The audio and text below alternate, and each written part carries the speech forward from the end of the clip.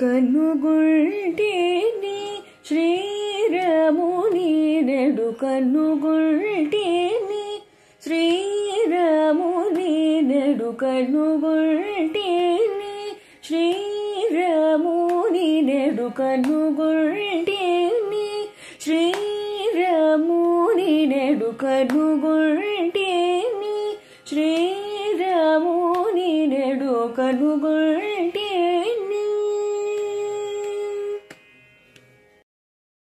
శ్రీ శ్రవణ ఛానల్కి శ్రోతలందరికీ కూడాను మరొకసారి స్వాగతం. ఈరోజు మనం విన్న ఈ కీర్తన బిళహరి రాగంలో కృతి చేయబడ్డటువంటి త్యాగరాజస్వామి కీర్తన. ఎప్పట్లాగే పావని ఎంతో చక్కగా పాడి మనకి వినిపించారు. ఆ అమ్మాయికి అనేక ఆశీస్సులు తెలియజేస్తూ యోగ వాసిష్టంలో శ్రీరాముడు వారు ఓ ప్రశ్న వేశారు. అప్పుడు ఏమని, గురుదేవా, మీరింత వివరంగా భూలోకాలని పరిశీలించి చూశారు కదా, దానికోసం భూమే నేను అనే ధారణ కూడా చేశారు కదా, మీరు ధారణ చేసిన భూమి మా బోటి వాళ్ల మామూలుగా చూసే పంచభూతాత్మమైన భూమేనా, లేకపోతే మేము స్వప్నాల్లో చూసే మనోమయమైన భూమే అన్నట్టు అడిగారన్నమాట. అప్పుడు వశిష్ఠుల వారు అన్నారు, రామా, ఈ ప్రశ్న కల్పనా దృష్టితో వచ్చిందా తత్వదృష్టితో వచ్చిందా? కల్పనా దృష్టితో అంటావా? అప్పుడు నువ్వు చెప్పే పంచభూతమయమైన భూమి కూడా మనస్సంకల్పం వల్ల పుట్టినదే కనుక ఇది గట్టిదా కలలాగా ఒట్టిదా అనే ప్రశ్న అర్థం లేదు. ఇక తత్వదృష్టితోటి ప్రశ్న వేశానంటావా? ఆ దృష్టిలో దృశ్యం సర్వం కూడాను శుద్ధ సత్తు యొక్క వికారమే, అంతేకాని దానిలో కొంత భాగం కొంత భౌతికమని కొంత స్వాప్నికమని విభాగం చేయడంలో అర్థం లేదు. ఈ విషయం అర్థమయ్యేందుకు చాందోగ్యోపనిషత్తులో ఒక ప్రక్రియ కూడా మనకి చెప్పారు. ఎలా అంటే, సత్ దేవతలోంచి భూమి, అగ్ని, జలము అనే ముగ్గురు దేవతలు ఆవిర్భవించారు. ఆ ముగ్గురు త్రివృత్కరణ ప్రక్రియ చేత కలిసిపోవడం ద్వారా భూమి, అగ్ని, జలం అనే భూత్రయం ఏర్పడింది. వాటిలో భూమిది నల్ల రూపము, జలానిది తెల్లని రూపము, అగ్నిది ఎర్ర రూపము అన్నారు. అందువల్ల జ్ఞానులైన వారు ఆ పదార్థాన్ని చూసిన దానిలో ఉండే నల్లటి భాగాన్ని భూభాగంగాను, తెల్లటి భాగాన్ని జలభాగంగాను, ఎర్రటి భాగాన్ని అగ్నిభాగంగాను గ్రహిస్తారు. భూమి జలంలోంచి వచ్చింది, జలం అగ్నిలోంచి వచ్చింది, అగ్ని సత్తు దేవతలోంచి వచ్చింది. కార్యం వికార రూపము, వికారం నామమాత్రం కనుక అసత్యం, కారణమే సత్యం. ఇలా మెట్లు మెట్లు పైకెక్కి చూస్తే పరమ కారణం సద్దేవతే కనుక వికారాలన్నీ సద్రూపాలే. వాచారంభణం వికారో నామధేయం మృత్తికేత్యేవ సత్యం అపాగాదగ్నేరగ్నిత్వం త్రీణి రూపాణిత్యేవ సత్యం అన్నారు. వికారం అనేది కొత్త పేరు మాత్రమే. కుండ విషయంలో మట్టి అనేది సత్యం, అగ్నిలోంచి అగ్ని ఎగిరిపోతుంది, భూమి జలాగ్నులనే 3 రూపాలే సత్యం అన్నారు. ఇత్యాది వాక్యాల ద్వారా చాందోగ్య 6వ అధ్యాయంలో ప్రదర్శించిన ప్రక్రియను నువ్వు ఒకసారి తలుచుకుంటే మనోమయం అంటూ ప్రత్యేకంగా ఏదీ మిగలదు. కాబట్టి రామ, తత్వదృష్టితోటి చూసినప్పుడు దృశ్యం సర్వస్వం సన్మాత్రమే కనుక దానిలో కొంత భౌతికము కొంత మానసికము అనే విభాగం కుదరనే కుదరదు. ఈ విషయం నీకు ఇప్పటికి చాలాసార్లు చెప్పాను. శృణోషి ఎదిదం చిరం శ్లోకం 14 అన్నమాట. నేను ఇందాక నీకు స్పష్టంగా చెప్పాను. నేను నా చిత్స్వరూపాన్ని విడిచిపెట్టకుండా భూధారణ చేశాను అని. కనుక నేను సాక్షి దృష్టితోనే భూలోక విషయాలన్నీ సందర్శించానని నువ్వు గ్రహించాలి అంటూ ఆయన సర్గ 89ని పూర్తి చేశారన్నమాట. శ్రీరాముడు అన్నారు, గురుదేవా, ఆ తర్వాత ఇంకేదైనా లోక విశేషాలు చూశారా మీరు అంటూ అడిగారన్నమాట. అప్పుడు వశిష్ఠుల వారు అన్నారు, రామ, నేను అలా జాగ్రత్తకాల భూరూపాన్ని స్వప్నకాల భూరూపాన్ని కూడా దర్శించి సాక్షి దృష్టితోటి దర్శించే సమయంలో చెట్టును నేనయ్యాను, చెట్టు మీద ఆకుని నేనే అయ్యాను, ఆకు మీద ఈనెను కూడా నేనే అయ్యాను, ఆ ఈన మీద పురుగును నేనే అయ్యాను, పురుగు తాగే రసాన్ని నేనే అయ్యాను. ఆ తర్వాత నేను జలధారణ చేశాను. అప్పుడు రకరకాల నదీతలాల రూపాలను పొందాను, కొండ కొమ్మల్లోంచి లోయల్లోకి జారిపడ్డాను, ఆవిరైన చెట్ల మీదకి పాకాను, ఆ జలంలో ఉండే రసరూపమైన జీవుల జిహ్వల్లోకి చేరాను, అక్కడ రసానుభూతిని పొందాను. అక్కడ కూడా ప్రతి అణువులోనూ ఇందాకటి రాతి ముక్కలాగానే ప్రపంచ సృష్టిని చూశాను. అరటి స్తంభంలో మట్టలాగా సృష్టి లోపల సృష్టి, లక్షల సృష్టులు, ప్రళయాలను నేనక్కడ చూశాను. ఆ దృశ్యాల వల్ల అధిష్టాన చైతన్యానికి ఏమాత్రం మాలిన్యం అంటడం లేదని నేను అర్థం చేసుకున్నాను అంటూ సరిగ్గా 90 పూర్తి చేశారు ఆయన. ఆ తర్వాత ఆయన అన్నారు, రామ, ఆ తర్వాత తేజస్సునే నేను అనే ధారణం చేశాను. దానివల్ల నేను తేజోరూపుణ్ణయ్యాను. అప్పుడు చంద్రుడు, సూర్యుడు, నక్షత్రాలు, అగ్నిహోత్రుడు మొదలైన తేజో విషయాలన్నీ నాకు అవయవాలైపోయి నాకు ఎక్కడా చీకటే కనబడలేదు. నా రూపంలోంచి తెలుపు, నలుపు, ఎరుపు వంటి రంగులన్నీ బయలుదేరాయి. నేను సూర్యచంద్రాదుల రూపంలోనూ దీపాల రూపంలోనూ ఉండడం వల్ల ఇంటింటి రహస్యగాథలు నాకు కనిపించాయి. పాతాళలోకంలో సహజంగానే తమోగుణం అధికంగా ఉండడం వల్ల అక్కడ నా తేజోరూపం కొంచెమే ప్రకాశించింది. భూలోకంలో రజోగుణం ప్రధానం గనక అక్కడ నా రూపం మరింత మెరుగ్గా కనిపించింది. సత్వగుణ ప్రధానమైన స్వర్గలోకంలో నా తేజోరూపం పరిపూర్ణంగా ప్రకాశించింది. అయితే ఈ ప్రపంచం మొత్తాన్ని ఒకే రాశిగా ఆలోచిస్తే అది పాడునూతి వంటిది. దాంట్లో నీళ్లు, చీకట్లు ఎప్పుడూ నిలువ ఉంటూనే ఉంటాయి. తేజస్సు అనేది వచ్చి ఆ చీకటిని పారద్రోలుతూ ఉంటుంది. నీకు తెలుసు కదా, ప్రతి పదార్థాన్ని అజ్ఞానమనే తెర ఆవరించి ఉంటుంది. ఆ పదార్థానికి సంబంధించిన మనోవృత్తి ద్వారా ప్రసరించిన చైతన్యం ఆ తెరను తొలగించినప్పుడు ఆ పదార్థం చూసేవాడి యొక్క అనుభవంలోకి వచ్చేస్తుంది. ఇదే విషయాన్ని మనం ముముక్షు వ్యవహార ప్రకరణలో ఇంద్రియం ద్వారా జ్ఞానం కలిగే విధానం అనే శీర్షిక కింద వివరించుకు చెప్పుకోవడం జరిగింది మనం. అలాగే ఈ తేజస్సు చీకటి అనే తెరని తొలగించి పదార్థాలను కంటికి కనిపించేట్టుగా చేస్తుంది. అందుకే ఈ తేజస్సు శుద్ధ చైతన్యానికి సోదరుడు వంటిది అంటూ పెద్దలు చెప్తుంటారు.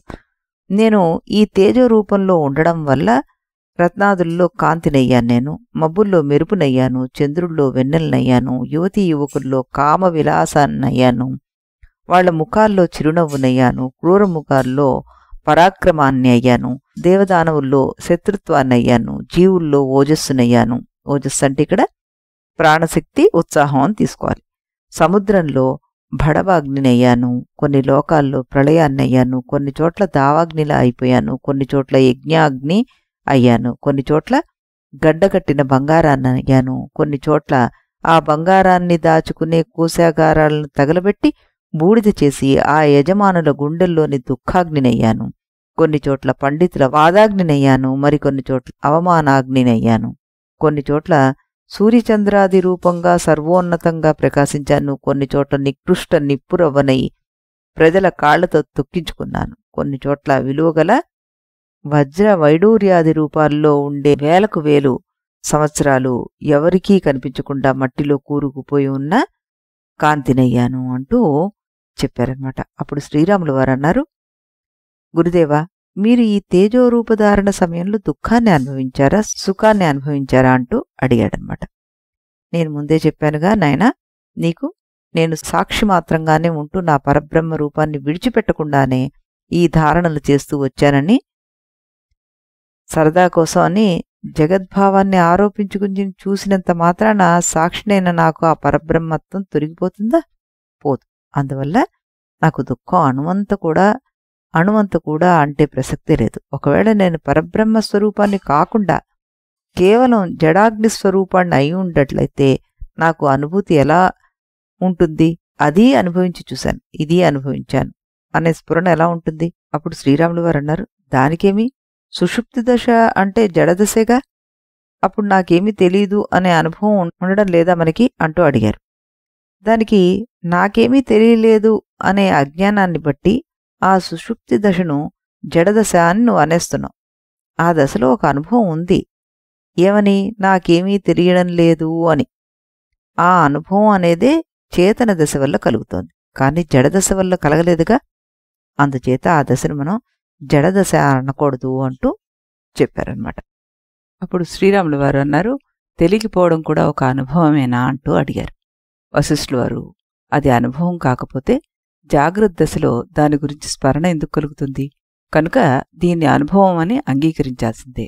అందువల్ల సుషుప్తి దశలో కూడా చైతన్యం ఉందని అంగీకరించవలసిందే అన్నారు.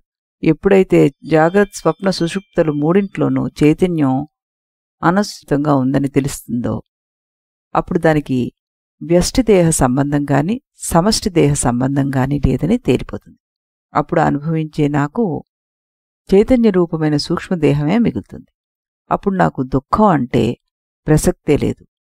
అఖండమైన ఆనందమే నా స్వభావం అయిపోతుంది.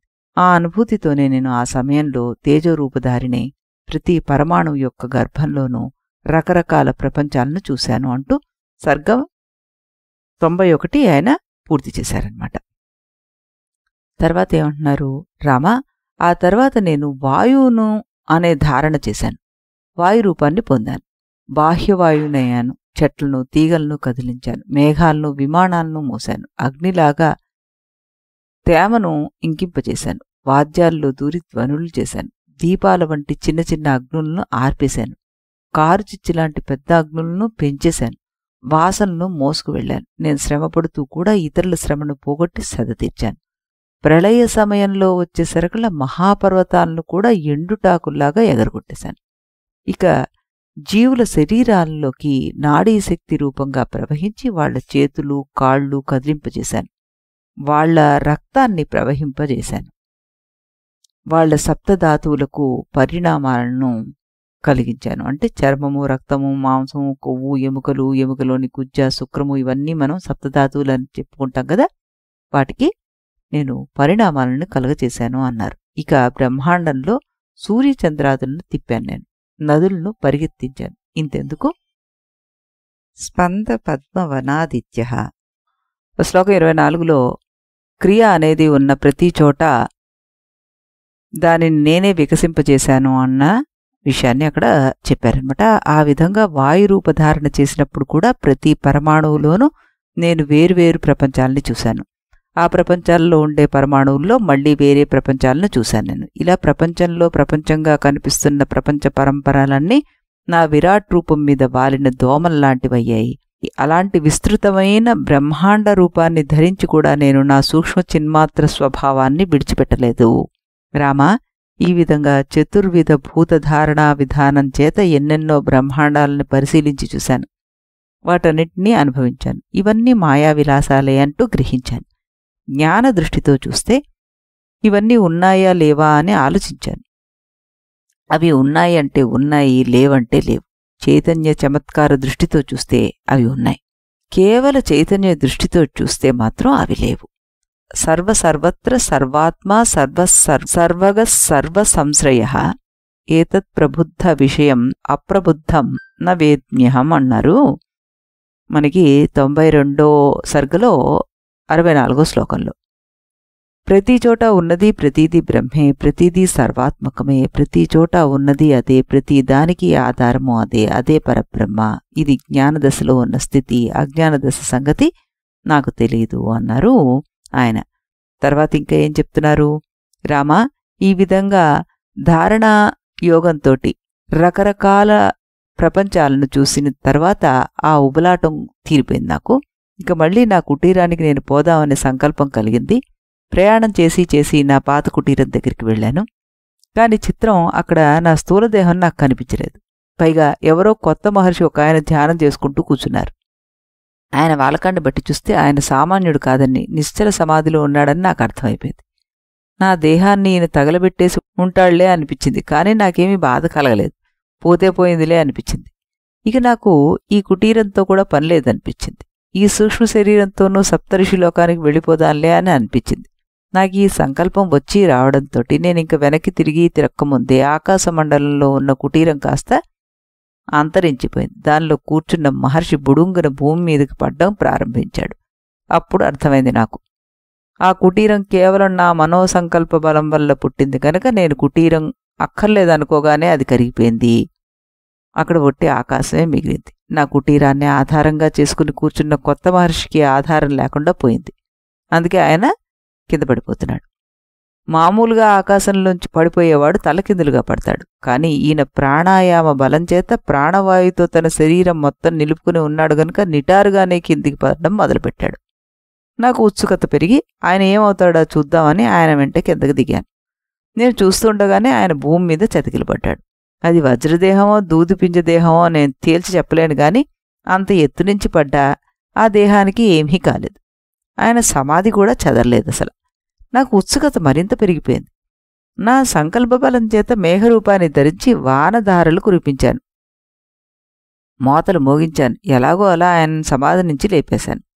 ఆయన ప్రశాంతంగా కళ్ళు తెరిచి విశ్రాంతిగా కూర్చున్నాక నేను ఆయన ఎదుట కనిపించి, అయ్యా మీరెవరు, ఏం చేస్తున్నారు, అంత ఎత్తు మీద నుంచి పడ్డా ఏమీ మీకు తెలివి రాలేదెందుకు అంటూ అడిగాను. ఆయన ఒక నిమిషం అయోమయంగా చూసి మెల్లిగా తేరుకొని నాకు నమస్కారం పెట్టి ఇలా అన్నారు, బ్రహ్మర్షి, మిమ్మల్ని ఇప్పుడిప్పుడే గుర్తుపెట్టాను. జరిగిన ఆలస్యానికి క్షమించండి. మీకు నమస్కారం. నా సంగతులు కూడా నాకు ఇప్పుడిప్పుడే గుర్తుకొస్తున్నాయి. నేను కూడా ఒకప్పుడు సంసార మోహాల్లో పడి కొట్టుకుపోయిన సామాన్య జీవినే. ఈ దశలో నేను ఎన్నెన్ని మూఢకృత్యాలు చేశానో నాకే తెలీదు. కానీ చాలా కాలం గడిచాక దైవానుగ్రహం వల్ల నాకు వైరాగ్యం కలిగింది. ఈ కొత్త మహర్షి చేత ఈ 2 ముక్కలు చెప్పించడానికి వాల్మీకి మహర్షి దాదాపుగా 60 శ్లోకాలను పాటు తీసుకున్నారన్నమాట. వాటిలో సాంసారిక ప్రవృత్తి ఎంత నీచంగా ఉంటుందో, నిరర్థకంగా ఉంటుందో విపులంగా వివరించాడు. ఉదాహరణకి, జీర్యంతే జీర్యతః కేశాః దంతా జీర్యంతే జీర్యతః క్షీయతే జీర్యతే సర్వం తృష్ణైవైక న జీర్యతే అన్నారు. ఇది ఎక్కడ సర్గ 93లో శ్లోకం 86లో చెప్పారనమాట. మనిషికి ముసలితనం వస్తే వాడి జుట్టుకి ముసలితనం వస్తుంది, పళ్ళకి ముసలితనం వస్తుంది, అవయవాలన్నీ ముసలివైపే క్షీణించిపోతాయి. ఆశ మాత్రం ముసలి కానే కాదు. ఇలాంటి శ్లోకాలు ఇక్కడ కొల్లలు కొల్లలుగా మనకి చెప్పారనమాట. ఇది ఒక ఉదాహరణ మాత్రమే. మొత్తం కలిపి సంసారం యొక్క అల్పత, వైరాగ్యం యొక్క మహత్తు ఇవే అందులో చెప్పబడ్డాయన్నమాట. ఆ కొత్త మహర్షి అప్పుడు ఇలా అన్నాడేమని, బ్రహ్మర్షి, ఈ విధంగా వైరాగ్యం కలిగాక యోగాభ్యాసాన్ని ప్రారంభించి ఏకాంత ప్రదేశం కోసం వెతుక్కుంటూ ఆకాశంలో చాలాసేపు తిరిగాను. ఇక్కడ ఖాళీ కుటీరము, దీంట్లో నిశ్చలంగా ఉన్న శరీరం కనిపించాయి. ఎవడో సిద్ధపురుషుడు తన శరీరాన్ని వదిలేసి ముక్తికి వెళ్ళిపోయాడని నేను భావించాను. అందుకే ఆ శరీరాన్ని పక్కన పారేసి నేను ఇక్కడ సమాధిలో కూర్చున్నాను. మీ కుటీరమని, మీరు శరీరాన్ని క్రీడగా విడిచిపెట్టి లోకాంతర సంచారానికి వెళ్లారని నాకు తెలియదు. ఆ హిరణ్యగర్భుడికైనా సరే బుద్ధిని ఏకాగ్రం చేసి జాగ్రత్తగా విచారించకపోతే భూత భవిష్యత్ వర్తమాన కాల విషయాలు అర్థం కావు. ఇక నేనెంత చెప్పండి, కనుక నేను చేసిన తప్పును క్షమించండి, లేదా మీకు తోచిన శిక్ష విధించండి అంటూ సర్గ 93లో చివర్లో చెప్పారనమాట. అప్పుడు ఇక్కడ వశిష్ఠుల వారు రాముడితో ఏమంటున్నారంటే, ఆ మాటలు విని నేను ఆయనతోటి ఇలా అన్నాను, మహర్షి, ఇందులో నా తప్పు కూడా ఉంది. నేను మీరెలా పడిపోతారని ఊహించలేదు. ఊహించి ఉంటే ఆ కుటీరం స్థిరంగా ఉండేట్టుగా సంకల్పించి ఉండేవాణ్ణి. ఎంతటి యోగులైనా జాగ్రత్తగా ఆలోచిస్తే తప్ప భూత భవిష్యత్తులు ప్రత్యక్షం కావని మీరు చెప్పిన మాట నిజం. ఇద్దరి దగ్గర తప్పుంది గనక ఇద్దరం కలిసే ఒకరినొకరు క్షమించుకుందాం. లేవండి, ఇద్దరం యథేచ్ఛగా సిద్ధలోకాల్లో విహరిద్దాం అన్నాను. ఆయన అంగీకరించారు. వెంటనే మేమిద్దరం శిలాయంత్రం విసిరిన రాళ్లలాగా ఒకేసారి ఆకాశంలోకి ఎగిరిపోయాం. కొంత దూరం పోయాక ఒకరికొకరు నమస్కారాలు పెట్టుకుంటూ ఎవరి దోవన వాళ్ళు వెళ్ళిపోయాం. నాకు తోచిన లోకాల గురించి వివరించాను అంటూ ఆయన చెప్పారనమాట. మళ్ళీ రేపు ఆయన రాములు వారు ఇంకొక ప్రశ్న వేశారు. మీ స్థూల దేహం నశించిపోయింది కదా, మరి ఏ శరీరంతో సిద్ధలోకాలన్నీ విహరించారు మీరు అంటూ చక్కటి ప్రశ్న వేశారు. అంటే మనకి అదే సందేహం వచ్చింది, ఆయనకి అదే సందేహం వచ్చిందనమాట. ఈ విషయాన్ని గురించి మన వశిష్ఠుల వారు రేపు ఏం చెప్తారు అన్నది ఇదే సమయానికి ఇదే ఛానల్లో రాములు వారి కీర్తనను విన్న తర్వాత ఆయన ఏం చెప్తారు అన్నది విందాం. అంతవరకు సెలవు.